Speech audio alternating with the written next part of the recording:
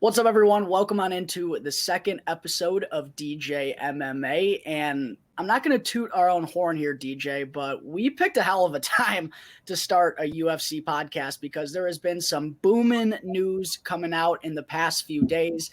Jon Bones Jones is back. Francis Ngannou may never be coming back. We're going to touch on it all, but first, DJ, how you doing? Starting off 2023, we got a lot of news right out the bang. How you feeling, brother? Good. This is an exciting time to be a fan. Obviously, with the heavyweight belt being vacated, obviously there's a lot to talk about right now. Jon Jones coming back, who's my favorite fighter of all time, who's the greatest fighter of all time, finally coming back at 35 years old, I think now. I'm not sure how old. I think 34, 35. He's getting old, so it's going to be exciting to see him back since I think 2019 with Dom Reyes.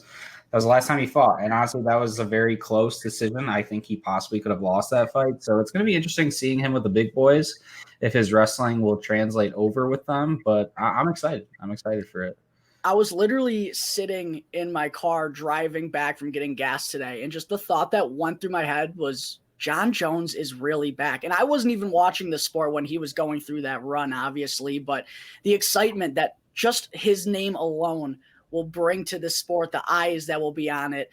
It's incredible for the sport, and I'm so excited for what's going to happen here in 2023. But DJ, first let's talk about Francis Ngannou being a free agent, vacating the heavyweight belt.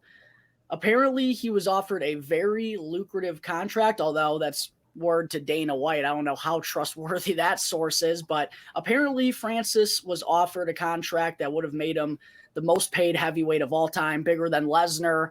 Dana said he was rumored to have turned that down. We've known he's kind of wanted to do his own thing for the past year, but now it's official. What are your first thoughts on just Francis Ngannou alone vacating the belt and now being a free agent in the MMA world? Yeah, no, to be honest, I kind of saw this coming. Francis stated for years that he feels like he's a contractor at the end of the day. That's what the UFC fighters are. They're contractors. So they feel they have the ability to go elsewhere whenever they want, which is not true with the UFC. They lock you into these 8-fight, 6-fight, 7-fight deals, and then you're locked in. You're locked in for life. There's nothing you can do to get out of that thing. Francis always wanted the option to box. I think Tyson Fury was on his mind. I think Deontay Wilder was on his mind. So I think that's something that he's always wanted to do. He actually came into the sport wanting to box originally and then chose MMA because he thought it was an easier path to be, successful or get to the title or whatever you want to call it. But that's always been his plan, was to box. That's what he loves to do. I mean, you can see it in his fights. All he does is stand. He's not much of the wrestler other than the Ciryl Gane fight, but that's something that he's always wanted to do. And he felt like that he would be a sellout if he did sign with the UFC again. He thought that, what he was trying to do was give back to the fighters, give them an opportunity to, find, money elsewhere if there was a chance on the horizon, like a Jake Paul fight, for instance, or something like that. But so he didn't take the contract at the end of the day. He would have been the highest paid UFC heavyweight of all time, above Brock Lesnar, which is saying a lot because I know his WWE contract's insane. I can't remember what his UFC contract was like, but he would have been the highest paid athlete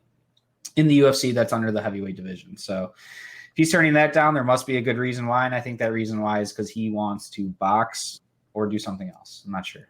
And from what I've heard, these UFC contracts and how it all goes down, unless you're the head honcho, which I know Francis is, but at the end of the day, it feels like these guys don't want their hands tied. They want to be able to go and do their own things and own money elsewhere. And listen, until you become the head honcho, you're not really making that much money here. So right. I think it is kind of ridiculous how the UFC is so strict about letting guys go do other things. I get that's their product, but these are human beings who are trying to feed their family, trying to do what's best for them at the end of the day. I think if Dana White or anyone in the UFC management was in that exact same situation, they would see it. But, this is obviously a business and that's kind of how these things go. But definitely wild that Francis is out on the market. Interesting. It's going to be interesting to see what he elects to do next. Whatever it's going to be, it's going to sell. People are going to want to tune in. So I'm sure financially he's going to be just fine. But obviously the stipulations of him vacating that belt, DJ, now means that Jon Jones, he's coming back. That's massive in of itself. but now he's fighting Ciryl Gane, who, you know, I think all across the MMA world, people agree is the tougher matchup here for Jon Jones. What do you think of Bones coming back, DJ? I know you're a huge Jon Jones guy, have been for quite some time. A big reason why you're here today and why we're doing this podcast. Talk to me about how elated you are that Jon Jones is coming back, and also what do you think of this matchup with Ciryl Gane? Yeah, to be honest, I'm stoked. I've been waiting for this return for I don't know how long. He's been teasing this return at heavyweight for almost 10 years now, talking about moving up. So the fact that it's against Ciryl Gane kind of worries me a little bit. I'm not going to lie here. I think Jon's wrestling has not been as dominant as it, once was when he was fighting, Machida, Chael Sonnen, all those guys back in the day. I mean, these fights were 10 years ago we're talking about now. His run was throughout the early teens of 2010, 2011, 2012. He was doing that a long time ago. That's when his wrestling was the most dominant. I just think he'll have a problem with getting Ciryl Gane down. I know he's obviously building muscle and stuff, and he's getting jacked right now. But at the end of the day, I think these boys are a little too big for him. Ciryl Gane is a legit heavyweight. He walks around at like 245, 250. Jon's built his body up to be 240, 250 right now, but is that going to be sustainable? Is he going to be able to wrestle 5 rounds in that body? Is he going to be able to strike for 5 rounds in that body? Obviously, it's Jon Jones, so obviously he'll be able to do it, but I think it will take away from his performance at the end of the day. I do think Ciryl Gane will probably win that fight, which is sad to say because I am the biggest Jon Jones dick rider of them all. I just truly think Ciryl Gane is the better stand-up guy, and I really do think Jon's going to have a problem getting it to the ground. And at the end of the day, if it goes 5 rounds on the feet, I'm going to take Ciryl Gane 9 times out of 10. And I don't mean this as a knock to some of the guys that Jon Jones faced, but there's no doubt that the UFC has evolved rapidly over the years, and exactly. The depth that the organization has seen, the quality of the fighters, even the guys who are, on the outskirts of the rankings, and some guys who are not even ranked in some deep divisions. They're legitimate fighters and way more developed than they were just 5, 6, 7 years ago. So I think that's really going to be put to the test here for Jon Jones. A kind of different level of competition than he's seen, I think. And I really don't think that's crazy to say. And with Ciryl Gane, one thing I think about in particular, not only is he, like you mentioned, a legit heavyweight, the dude is absolutely shredded, but he moves. He's not a stationary target. He's constantly moving back and forth. And we saw the power that he has in that fight with Tai Tuivasa. It was almost like a mini coming out party for Ciryl Gane's explosion. We knew the talent that he had and what he looks like. You just assume he has the power, but that was really a full display of him putting it all together and winning a main event fight and looking very good in that fashion. And even going back to his last fight against Francis Ngannou, he was up 2-0, probably going back on it now, kicking himself for what he did in those later rounds. But still, I think that was very valuable experience, and he's only gotten better and better and better. And I agree with you. I mean, I think Jon is the greatest fighter that the sport's ever seen, but it was in a different era. And man, it's going to be crazy seeing him go up against Ciryl Gane. I do agree that Gane is just a different type and level of an opponent that he's ever seen. He's not only a true heavyweight, but he's the shiftiest and the most mobile of heavyweights, and he kind of can do it all. And even the wrestling that, Jon, when he watched that Francis Ngannou fight, was saying, "Oh, I'm going to whop this guy if it goes to the ground." I'm sure Cyryl's been working on that for a year straight, knowing that's probably his weakness. So, yeah, I think Ciryl probably is gonna get my money here. Honestly, we might have to get on it soon, though, DJ, as Ciryl has been dropping here real fast. Yes. Yeah. He is dropping real fast. And I do think that you should put a bet in now if you are on the Ciryl Gane side. I think with the name value of Jon Jones could go in his favor a little bit. Maybe we wait a little bit to put that money on him, but I'm not sure yet. I just think that Jon thinks he can take him down pretty easily, and I just don't think that's going to be the case. I think he's too big, he's too strong, he's too agile, he moves too quickly. He moves like a lightweight. I mean, on the feet, he is quicker than some 170 pounders. So he's going to be keeping his distance this fight. I have a feeling it's going to be a very boring fight. I talked about this a little bit on the last podcast, but I do have a feeling they're going to look at each other for a couple rounds. They're going to throw feints at each other. There's going to be a minimal amount of strikes landed, probably a lot of leg kicks on each end. Jon Jones going to look for that oblique kick, and then Cyryl's probably going to look for that standard leg kick or calf kick or whatever. It's going to be very boring. I really do have a feeling it's going to be very boring. It's going to be a very close decision for that reason. But I think on the Ciryl Gane side, he's a little bit flashier. I know Jon has his spinning techniques and whatnot and his elbows, but I have a feeling that he's going to be having a big, big problem getting in range with Ciryl Gane this fight. Yeah, that's kind of I don't want to say the unfortunate part of the high level fights, but you get to a point where you're so technical and you don't want to make a mistake. It's a feeling out process. The fans start getting upset because they don't think they're getting their money's worth, even though they really are. They just don't know it. They're too drunk to understand it. I get it. But I could definitely see this being a feeling out process for the first round or two between these two guys. But I'm definitely excited to see it all go down here in just a couple of months. DJ, we're starting off 2023 with a banger first pay-per-view. We're going to touch on that here in just a second. But I also want to talk to you about a couple other fights that have been announced recently, too, that are going to be early on here in 2023. Leon Edwards and Kamaru Usman, the rematch, I guess the trilogy is happening. Apparently, Kamaru's hand is all of a sudden good. And then also Justin Gaethje and Rafael Fiziev as the co-main. I think that is an absolute banger. Tell me about what you think of these two fights. Insane. Well, first of all, they dropped the Usman Leon Edwards announcement very subtly. Not a big deal at all, even though it's probably one of the biggest trilogies in the sport maybe we'll ever see. They really did not announce it like it was some big thing. They announced it at a press conference. Dana White was talking about other fights too, just casually drops. Oh yeah, Usman's official now. Usman's good to go. I thought it was kind of weird, but other than that, that fight's gonna be nuts. I can't wait for that one. I do think it will be a lot like the first fight. I just think minus the kind of miracle head kick at the end. I do think Usman will probably get the belt back, probably uses wrestling a lot often more early. Although Leon was able to take him down early, so who knows? Maybe we'll see a little grappling exchange, but I think at the end of the day, Usman wins that 9 times out of 10, no matter what. But it's good to see him on a card with Justin again. I know when they do fight, they usually fight together because of Trevor Whitman. Usually Rose is on the card too, so who knows? Rose might sneak in on this card for all we know. But yeah, I'm happy to see Justin back fighting Fiziev, which is the toughest fight in the division for Justin's style, I would think. They're going to stand all 3 rounds. I don't think Justin's shooting takedowns. I think they're going to stand. I think that's a very, very competitive fight.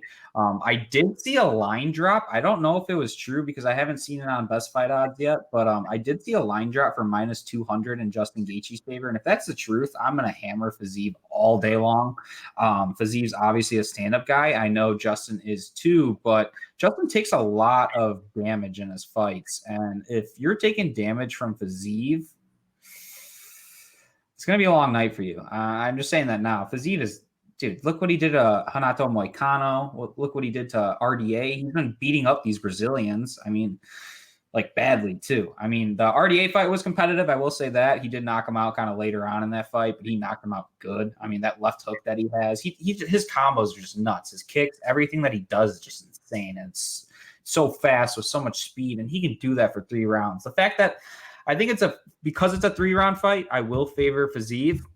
If it was a 5-round fight, maybe I'd favor Justin a little bit, although Justin has been throwing the Hail Marys lately. Even in the Oliveira fight, he looked like an idiot. He was just chucking shit into the wind. He was getting tired a little bit, and I think that's what got him rocked, because obviously we've never seen Justin Gaethje get rocked before. That man can take any type of damage. But yeah, it's a great fight. A lot of fights got announced in this short little span of a couple days, and I'm so excited for that London card. I saw Muhammad is on it, Magomed Muhammad or whatever his name is, the young guy, the little flyweight 125er. He's nuts. He's on that card now too. That card's stacked already. We got a main event now. I just hope everyone shows up. Yeah, fingers crossed. You always forget about that aspect of the UFC. Not to go back, but this was also a thought that crossed my mind when I was driving home from the gas station, when it was like, boy, Jon Jones is back. The next thought I had was, what if he pisses dirty? He's not back. He's not back yet. Until he steps into that octagon on Saturday night, March 4th, he's not back. Yeah, I'll have to see it to believe it for sure. But yes, that London card is going to be amazing. I'm in agreement with you. I think Usman's going to be coming for blood. And I know he's aware of what he has to do to win this fight. It's literally just not make one simple mistake of ducking his head, which he kind of made a habit in his fights. And some people had picked out Leon Edwards, Stephen Thompson, as we referenced in the last podcast. But I do ultimately think Usman winds up getting the belt back. As far as Fiziev and Gaethje goes, look, I love Justin Gaethje. He's one of the most exciting fighters to watch. There's no doubt about that. He loves getting in brawls. His leg kicks they look literally miserable. I couldn't imagine having to take that for even 5 minutes, not an entire fight. Yeah, but minus 200, man, that's way too big, especially in a 3-round war with Fiziev, who, as you mentioned, has just been beating up on guys lately and kind of has cemented himself, I think, as a boogeyman in this stacked 155 division. Yeah, I think I would certainly have to go with Rafael Fiziev as the underdog there, but we're going to have to wait until those lines do drop. We're not still sure of that at this point. But DJ, let's go ahead and talk about the first card that we saw of 2023. Not the most memorable one, to say the least. Fortunately, we got a good one coming up this following Saturday, but just kind of recapping what happened at UFC Fight Night. Let's start off by talking about another Nurmagomedov, as Umar absolutely need Raoni Barcelos into oblivion. Umar's for real, man. If people didn't know before then, he certainly made them aware now. And Raoni Barcelos is no joke either. And Umar ran right through him. What you think about that? Big combo. Yeah, he looked like the 135-pound champion. That's what he looked like. I think if you put that man in right now with Aljamain Sterling, he will dog walk Aljamain Sterling. I truly believe that. I know his wrestling is great, but Umar's wrestling is great. If they're standing the whole time, Umar's going to pick him apart. The kicks he was throwing this weekend were some of the fastest kicks I've ever seen in my life, especially that high teep kick that he throws, that heel kick. Insane. Absolutely nuts. The speed that he throws that thing in, unbelievable. I've never seen anything like it. But yeah, he looked amazing this weekend as a minus like 850, 900 favorite, something crazy. I thought I wouldn't throw my money on that just because you never know what happens in the UFC, but he looked like it this weekend. He looked like a minus 900 favorite to a very, very good opponent too. Barcelos was on a huge winning streak going into that fight, or not into that fight, but prior to the UFC, he was on a huge winning streak at some point. He lost to Victor Henry, I think, and a newcomer. He just looked good, but yeah, he fought a really good guy, and he made him look like a really bad guy. So Umar is legit. That dude's the real deal, and I think it's only a matter of time before we see him fight for the belt. Exactly why we both had him as our sleepers in that 135 division when we talked about this last week. Umar Nurmagomedov with a massive KO victory. Next, we have Ketlin Vieira and Raquel Pennington. Kind of a tough decision here. I saw, according to MMA Decisions, most of the writers and the people that vote on it had Ketlin winning this fight. Raquel Pennington came away with the split decision victory. I watched that fight, and my first thoughts were that Ketlin won, but I also understood it a little bit. What did you think about it? Yeah, no, I understood it. That could have gone either way, in my opinion. It was very close on both ends. I do think at the end of the day, Ketlin won, but you never know with these judges. I mean, they're one guy's thinking one thing, one guy's thinking the other. One guy values grappling more, one guy values damage more. So no one really knows what these guys are thinking. All of them do it a little bit differently. But yeah, at the end of the day, I thought Ketlin landed the harder shots. Yes. Obviously, Raquel Pennington had her moments too. There's a reason why she won the fight. But yeah, at the end of the day, I thought she landed the harder shots, especially in the first round. She clipped her a couple times. Raquel looked like crap for the first round, I'd say. The one issue I had with this decision, I saw the final judges' scorecards. I thought it was clear-cut 1-1 going into the third. One of the judges had it 2-0. Oh, I did not see that. One of the judges had it 2-0 Raquel, and this is the exact problem that I have with MMA judging. How in a fight that close if it's going to decision, do you already have it determined before it's going into the third? I'll look it There up was right now. really a judge that had the first round for her. Yeah, I'm gonna double check this to make sure I Wow. get it right. Yeah, Pennington, Vieira. Wow.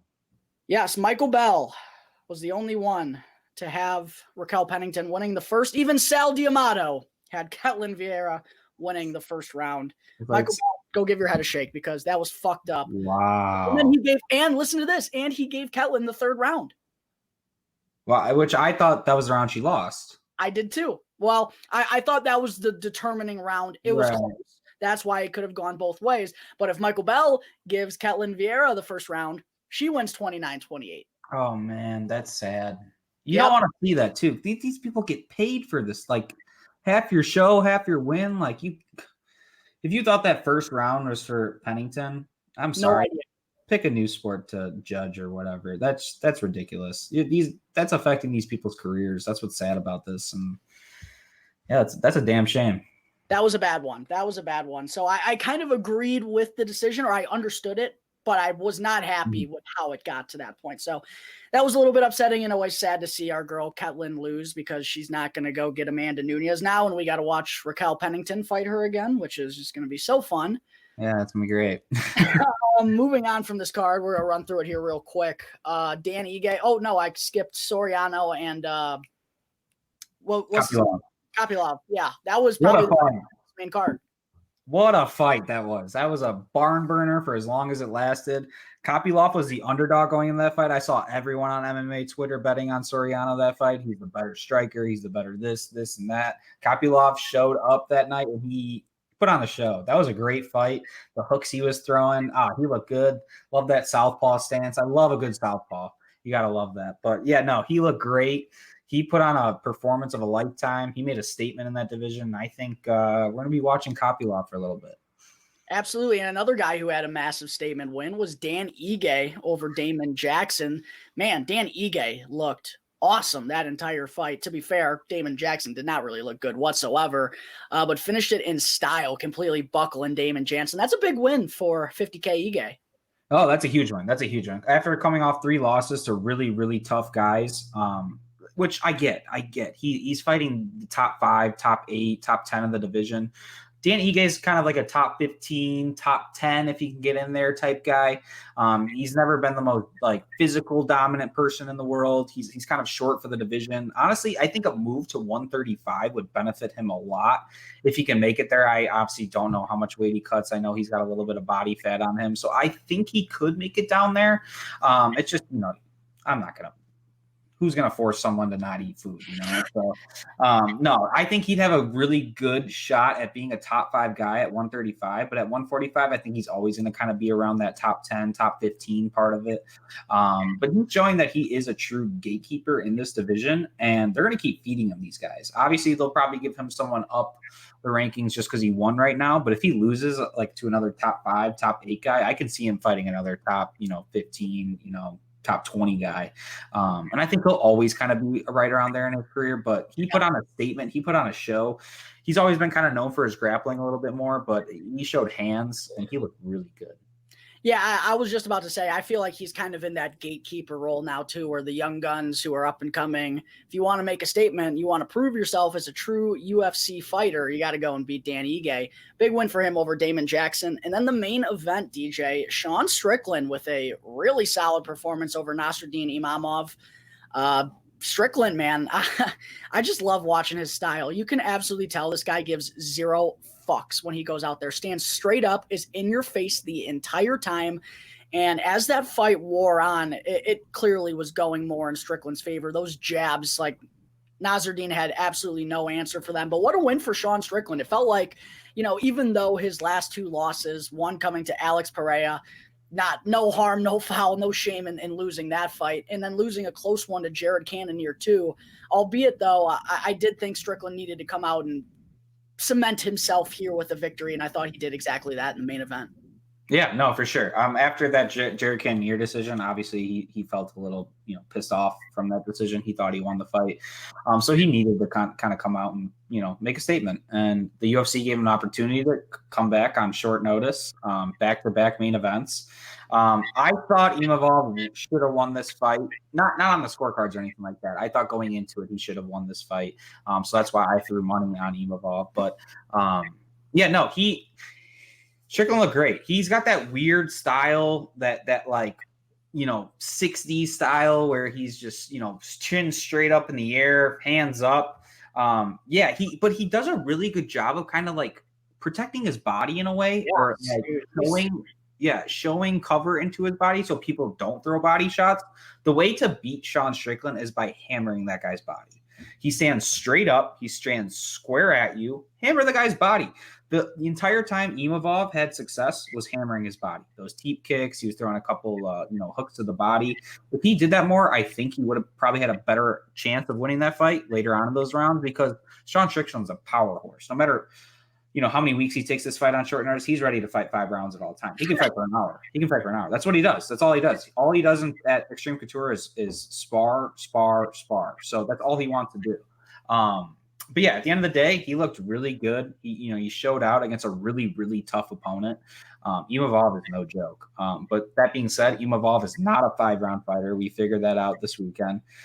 Strickland is born to fight 5 rounds. I think if you put him in a 3-round fight with Imavov, maybe a little bit different. Obviously, he would have won still. I think he would have won, 2-1. But still, it's a little bit different fight. Maybe Imavov uses a little bit more, cardio early on in the fight, opposed to later on in the fight. But at the end of the day, Strickland looked really good. Can't deny that, man. You got to win, and I think it's on to top 8, top 5 for him. Yeah, it was a big one that he needed to kind of get back into that spot. I do agree that if this was 3 rounds, I feel like Strickland's strategy, now that he's fought a lot of 5-round fights, the way he goes about things and what he does, he sets up for the later rounds. He works to his advantage for later on in the fight. So I agree it would have been a different mentality going into that fight from both sides had it been 5 minutes or 15 minutes, excuse me. But yeah, a big win for Sean Strickland, main eventing UFC Fight Night. That takes us into the first pay-per-view of 2023, UFC in Brazil, 283, right? 283, yep. 283 in Brazil. It's hard to keep up with all these fucking numbers. They just drop them all the time.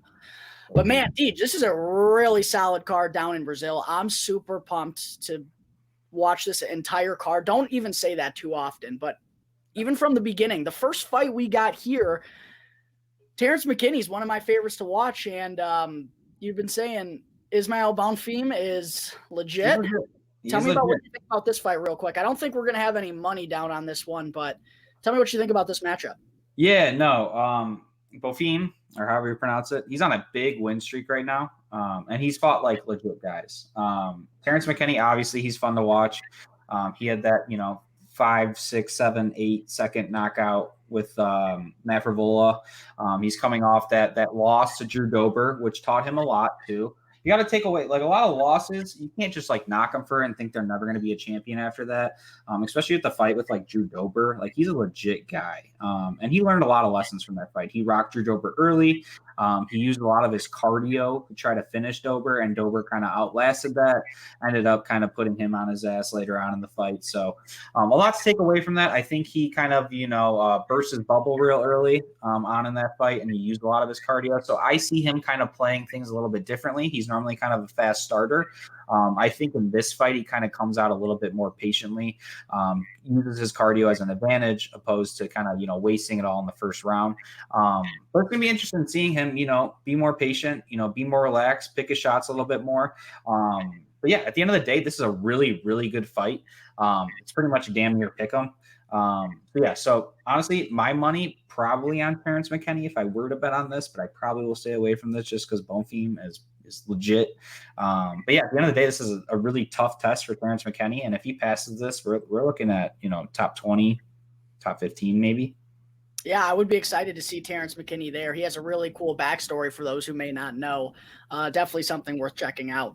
Getting on down the card, going through some of the next fights. We'll mention the ones that we have some interest in, by the way, and betting on. We don't have anything official at this point. Still early on in the week. We don't have the full lines, the full, by decisions or winning methods. Yeah. We don't have any of those props released yet. So we're just going to go over some of our early leans and also stuff we think about this card.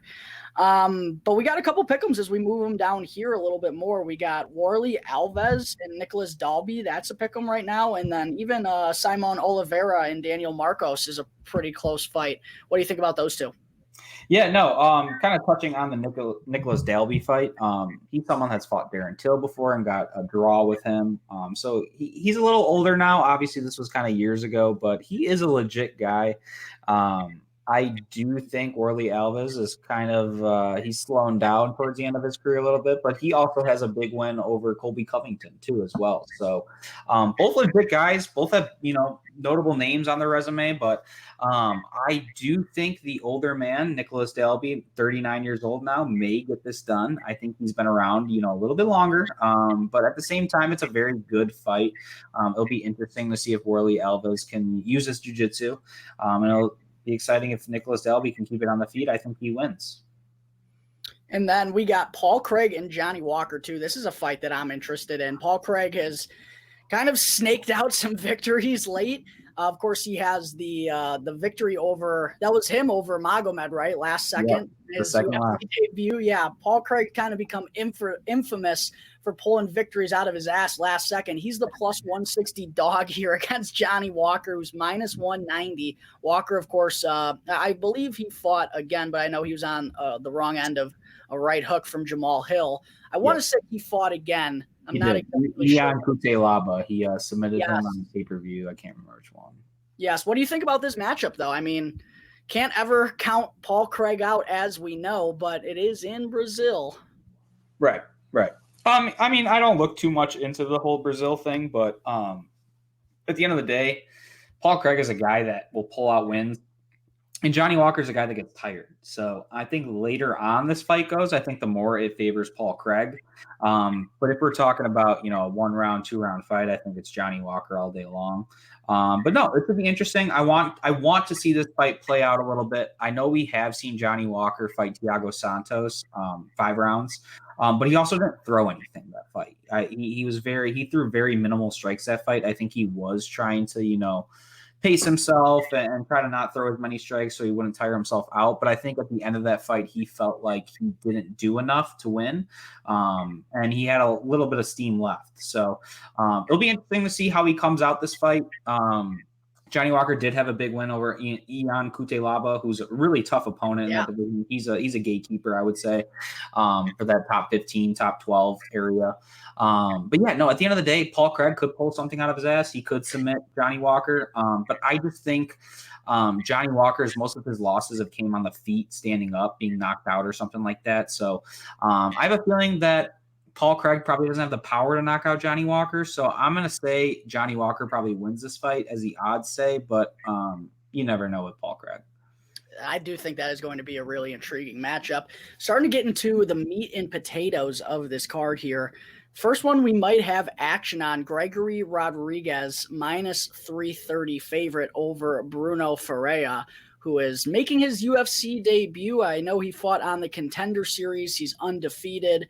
But I'm all for RoboCop in this matchup. We've been researching it the last couple of days. Minus 330, honestly, that kind of feels like a very good line for Gregory Rodriguez. And what he's shown us in his time in the UFC, my God, this dude is an absolute unit. I know Ferreira's undefeated, but I feel like this line's almost a little bit disrespectful to RoboCop. What do you think? No, I think so too. I think people are looking at Bruno Ferreira's record. Probably odds makers are looking at that and saying, okay, we can't have him be a minus 500, 600 favorite. But RoboCop deserves to be a minus 500, 600 favorite.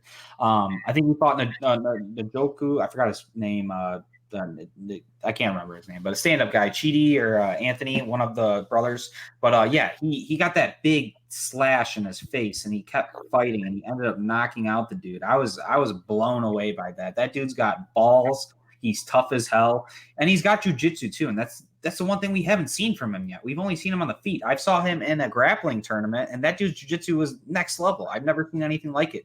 He is a legit threat to the throne.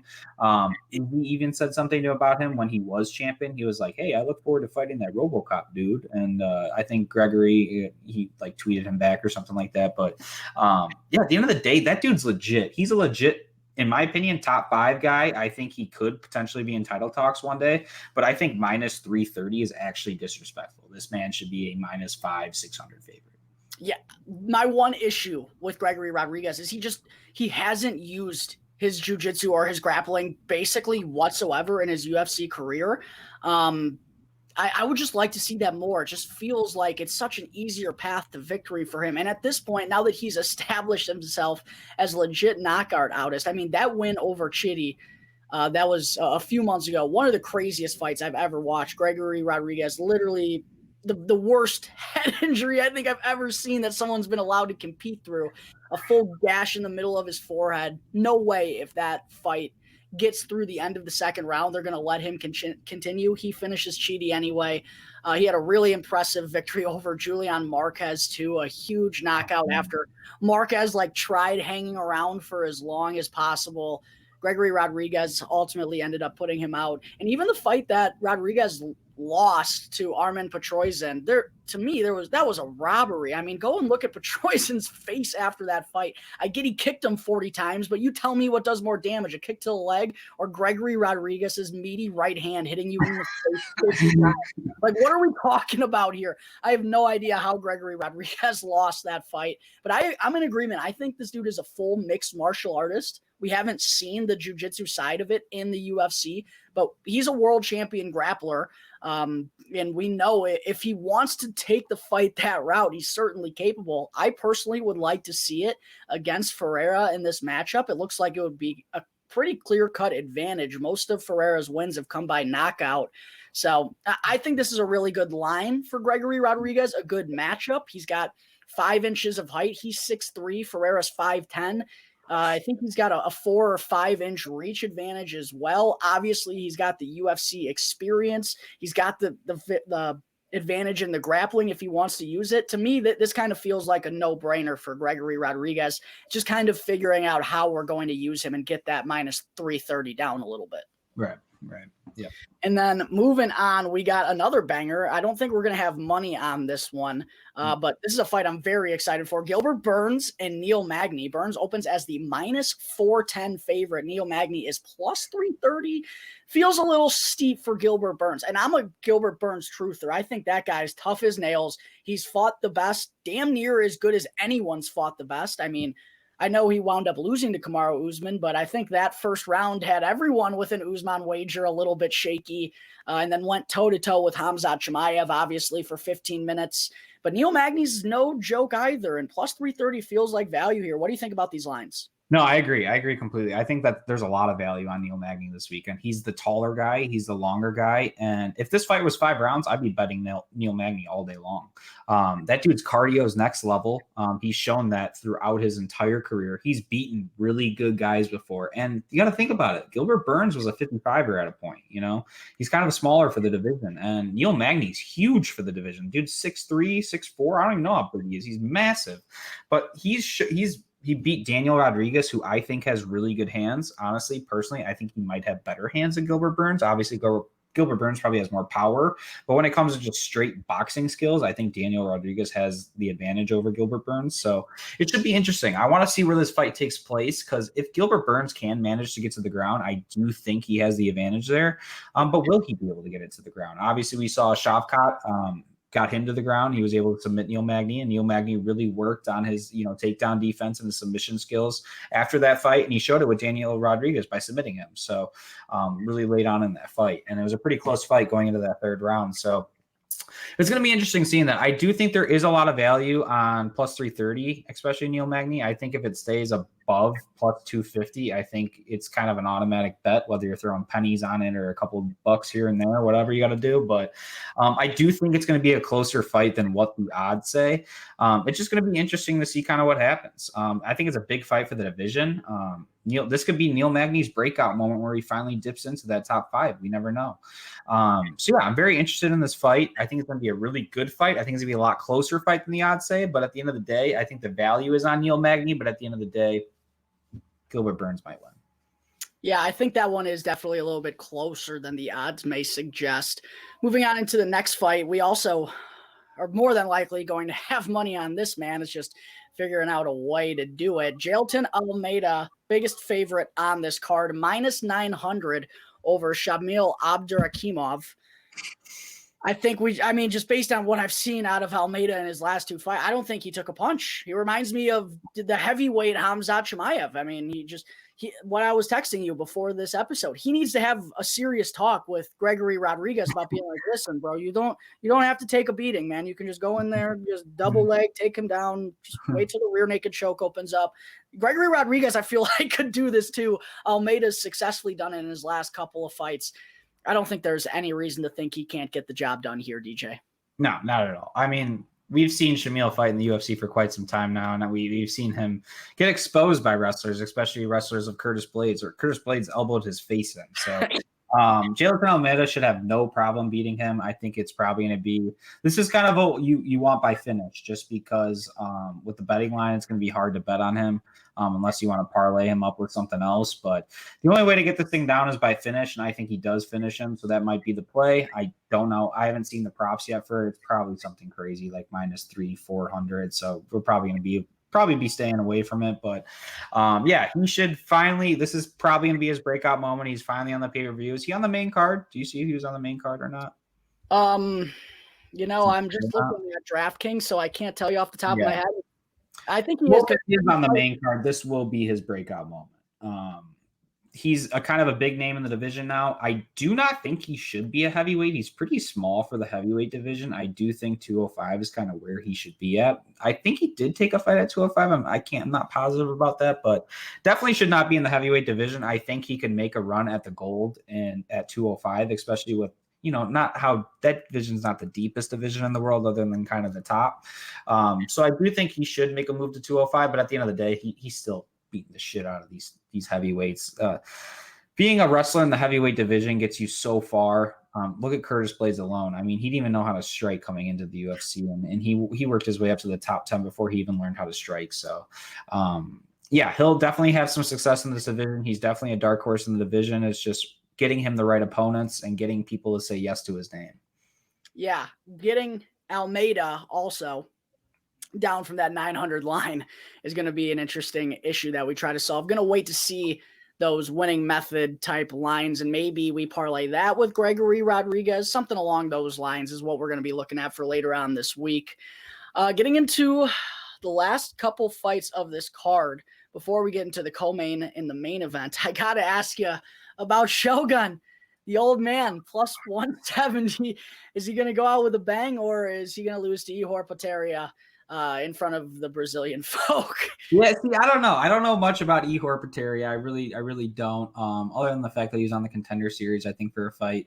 But yeah, no, this is his retirement fight. I feel like they can't be setting him up for failure that badly, like they kind of did with Frankie. But I hope not. I hope that's not the case. But Shogun's obviously been a staple in the UFC for God knows how long. I mean, he fought on Pride. He worked his way over the UFC, became a lightweight champion. He beat Machida when he was looking unstoppable at the time back in the day. If it wasn't for Jon Jones, he would have probably been champion for a little bit longer too. I think at that time, no one was really as good as he was. He knocked out Chuck Liddell. He knocked out, Machida. He knocked out I think he's submitted Forrest Griffin. I can't remember how he beat Forrest Griffin, but he beat Forrest Griffin pretty badly too. But yeah, he's been around forever. I mean, that dude fought in Pride. I think it's good that he's finally retiring. I wish it was, a couple years ago, but at the end of the day, I hope he gets the job done in Brazil, and that's definitely a fight to watch. Yeah, hopefully he can pull something from his past to end on one high note. A UFC legend, no doubt about it. That'll take us to the final 2 fights of the night, no doubt about it. The most exciting, at least I believe. Deiveson Figueiredo, Brandon Moreno. I know that division is dog water. These are the 2 guys in that division who I actually care about, fighting for the 4th time, believe it or not. That's how you know the division's terrible. These guys have fought 4 times. Right now, we got him as a pick'em. Deiveson Figueiredo -110. He took the last one. Brandon Moreno -110. They're 1-1-1 through 3 fights. Who gets the bragging rights here? I'm going to be honest. I think this time Brandon Moreno takes it. Why? Is because I think he's been a little bit more active.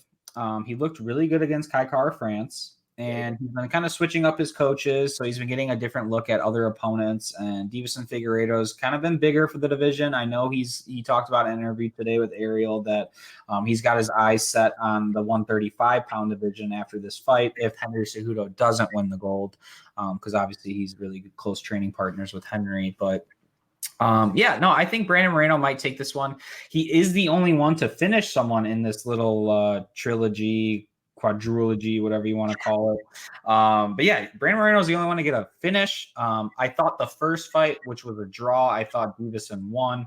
Second fight, obviously Brandon Moreno submitted him, so there's clear cut there.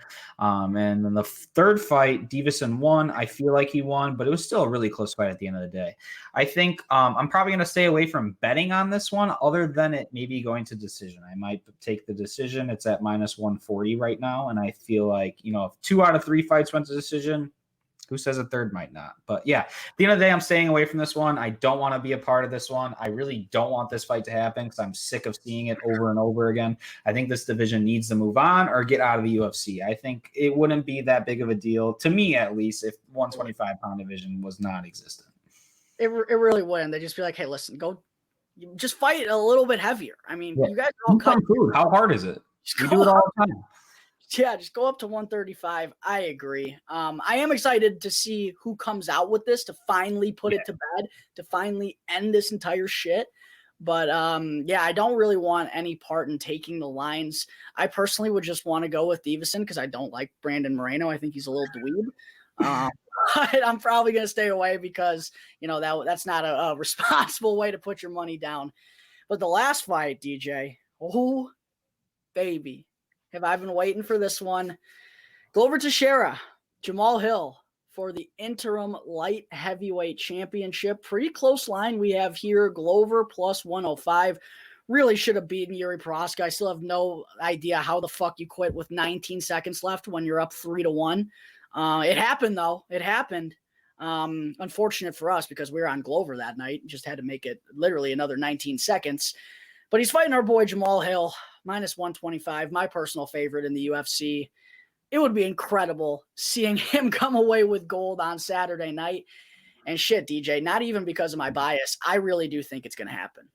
I do too. I really do. I think he's the taller, lengthier, rangier fighter. I think if this fight stays on the feet, Jamal Hill will win 9 times out of 10 unless Glover catches him with some lucky shot. But Glover has proven to be, pretty good on the feet too as well. I think kind of the kryptonite for Jamal Hill will be the ground game. I think Glover's ground game is probably the best in the division. Not saying a lot though, because that division, doesn't have a lot of wrestlers in it. A lot of stand-up guys. But yeah, Jamal Hill at the end of the day, I think it's his time. I think Glover's just a little bit old now. I mean, he's 43 years old. And as you see with these people's careers, when they start getting to that age, it's you're 1 or 2 fights away from retiring, or you're 1 or 2 fights away from looking slower than you were before. I do think Glover has progressively looked slower in every single fight that he's had. I do think he had a really good performance against Yuri. I thought Yuri also fought that fight like an idiot. He was engaging in too many brawls. He was engaging in the ground. He was welcoming the ground game with Glover.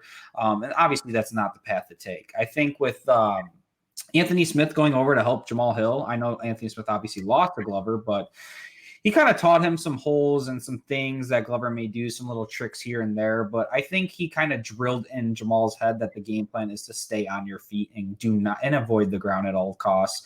And I really do think Jamal Hill's athletic enough. And he's veteran too. He's a veteran in this sport. A lot of people don't know that just because he's had such minimal fights in the UFC, but he's an old guy. He's really not that young anymore. And he's been around the game for a very long time. I just think it took him a while to enter the UFC. Even with an undefeated record, it did take him some time. So, but yeah, at the end of the day, I think it's Jamal Hill's time. Do I think he'll be the champion at the end of the year? Maybe not, but I do think he will get it done against a 43-year-old Glover Teixeira. Yeah, you basically summed it up there. The ground is just a stay away zone for Jamal Hill, because I think if he stays away from there, he wins this fight. But if he's not able to prevent that, I can't take Jamal Hill in a grappling contest with Glover. We've seen that's how Glover wins. He gets on top of you, ground and pound, or he'll just submit you. That's his style. Like you mentioned, though, I did think he had a pretty good performance on his feet against Yuri. I also think Jamal Hill at the same time, that's I know Yuri has the power and is capable of putting people out too, but I don't think that's a strategy for Glover to go in once again. Yeah, he might have gotten away with it in that fight against Yuri for quite a while. I don't think that's something he wants to do fight after fight. I know he doesn't have probably very many left at the same time. I just don't think that's necessarily going to be a good game plan. If he wants to engage in that style, Jamal Hill's going to be all for it. So yeah, well, I'm definitely going to, I don't have money down yet on Jamal Hill. I probably should here. I don't know if the line's going to move either way, but I am still waiting to see what he is going to be by knockout. I'll probably end up taking both. I'll probably take Jamal by knockout and Jamal straight up. But what do you have down on this fight already, Deej? Yeah, no. So I have 2 units down so far. I have 2 units down for Jamal Hill. I got him at 2 different lines. I got him at -108 and -142. So I got, unit on one, unit on the other. But yeah, at the end of the day, I might sprinkle a little bit on knockout too as well. I do think that's how he gets the job done. I do think it will be kind of earlier on in the fight. I think it will probably be around the 2nd to 3rd round is my guess. But at the end of the day, Jamal Hill's going to win this fight. I really do think so. And I think his time is coming, and it's now. And I think it's going to be very interesting to see who he gets next after this. Absolutely. The 205-pound division really is up for grabs. Dana apparently hates everyone in the division. Anthony Smith, you're not fighting anymore. Jan Blachowicz beat it. Magomed Ankalaev beat it. But yeah, a big statement is going to be made one way or another at 205 in the main event on Saturday night. I think that's going to do it here for kind of this research show, this first look show that we're going to be doing weekly. We will have another show coming out later in the week where we finalize our picks. Again, we're still waiting for some things to come out before we finalize everything for the weekend, but I'm definitely stoked for this first pay-per-view of the year down in Brazil. And just want to say thank you to everyone again for tuning on into the show. We really appreciate it. While you're here, make sure to go and leave us a like. Appreciate that too. Go and comment down below some of your picks. What do you think about some of these matchups this weekend? We want to hear your input too. So make sure to go and let us know down in the comment section. Throw us a like, throw us a subscribe, 100% for free. Helps us out more than all of you know. Until the show later on this week, from Jack Bushman and from DJ Postilion, we'll catch you soon.